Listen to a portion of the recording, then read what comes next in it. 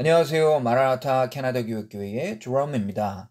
오늘은 2015년 4월에 클레린에 실린 스티브 반더벨드 목사님의 성경 묵상을 함께 들어보겠습니다. 반더벨드 목사님은 미국 콜로라도주 덴버에 있는 Emmanuel American Reformed Church의 목사님이십니다. 먼저 성경 본문을 읽어보겠습니다. 본문 말씀은 신명기 33장인데 1절을 먼저 읽고 26절에서 29절을 읽겠습니다. 하나님의 사람 모세가 죽기 전에 이스라엘 자손을 위하여 축복함이 이러하니라.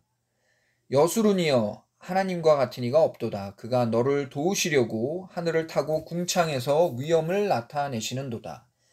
영원하신 하나님이 내 처소가 되시니 그의 영원하신 팔이 내 아래에 있도다.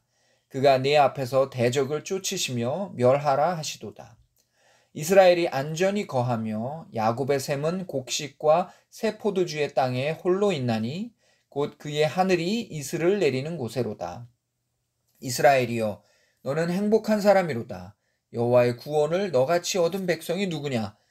그는 너를 돕는 방패시요 내 영광의 칼이시로다. 내 대적이 내게 복종하리니 내가 그들의 높은 곳을 밟으리로다. 오늘 묵상의 제목은 하나님의 영원하신 팔입니다. 하나님의 영원하신 팔이라는 표현을 가만히 떠올려 보면 그분의 강한 능력과 포근한 따스함을 함께 느낄 수 있습니다. 성경 중에 특히 모세오경에는 하나님의 펴신 팔이라는 말이 나옵니다.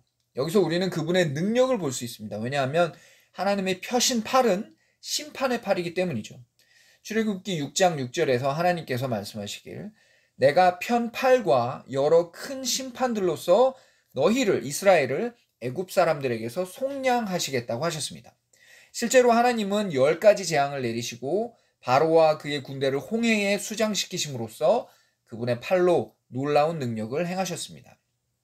동시에 당신의 백성을 속량하심으로써 하나님의 팔은 그분의 따스한 긍휼을 드러내 보이시기도 했습니다. 성경에서 처음으로 하나님의 펴신 팔이 우리에게 계시된 것은 바로 이와 같은 모습이었습니다. 그런데 신명기 33장에서는 하나님의 영원하신 팔이 등장합니다.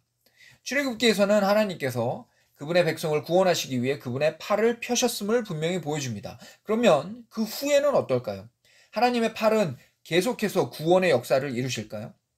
모세는 자신의 죽음에 앞서 하나님의 백성에게 한 지파 한 지파 축복해주고 있고 이스라엘은 약속의 땅 앞에서 그것을 듣고 있습니다. 그러나 그들은 가나안의 위력 앞에 확신이 없었고 다가올 앞날에 대해서도 확신할 수 없었습니다. 모세가 이렇게 이스라엘을 축복하는 동안 계속해서 팔을 들어 올려 펴고 있었다면 그 팔은 시간이 갈수록 점점 더 무거워져 갔을 것입니다. 이것은 마치 출애굽기 17장에서 모세가 언덕 위에 올라 이스라엘이 아말렉과 싸우고 있는 모습을 보던 것과 비슷합니다. 모세가 팔을 들어 올리고 있는 동안은 이스라엘이 싸움에 이겼지만 시간이 갈수록 그 팔은 피곤해졌고 결국 누군가 그의 팔을 들어 올려줘야만 했었죠. 바로 이와 비슷한 상황에서 모세의 이제 마지막 말 가운데 하나님께서 그분의 팔은 영원하심을 알려주십니다. 26절에서 하나님의 팔은 전능하신 능력이 있음을 강조합니다.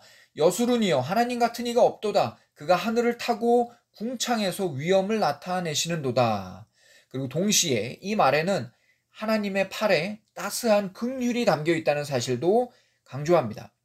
그가 너를 도우시려고 하늘을 타고 영원하신 하나님이 내 처소가 되시니, 즉 하나님의 팔에는 능력과 따스함이 공존함을 보여줍니다.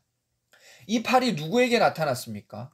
요한복음 12장에서는 예수 그리스도를 아는 사람은 하나님의 영원하신 팔을 아는 것이라고 분명히 증거합니다. 예수 그리스도 안에 하나님의 전능하신 능력과 그분의 따스하고 또 보호하시는 긍휼이 담겨 있습니다. 우리 주 예수님은 그분의 전능하신 능력으로 완고한 불신을 심판하십니다. 그와 함께 우리 주 예수님은 그분의 백성들을 위해 치유와 구원의 이적을 많이 행하셨습니다. 예수 그리스도 안에 하나님의 영원하신 팔이 나타났습니다. 예수님은 어린 양을 그 팔로 모아 품에 안으시는 목자와 같습니다. 왜냐하면 그분은 긍휼과 은혜가 풍성하신 분이기 때문입니다. 동시에 우리 주님은 그분의 강한 팔로 사자와 곰을 무찌르시는 그런 목자와도 같습니다. 이렇게 그리스도의 모든 양떼는 바로 그 목자의 품 안에서 영원토록 안전하게 거할 수 있습니다. 아멘. 감사합니다. 다음 시간에 또 뵙겠습니다.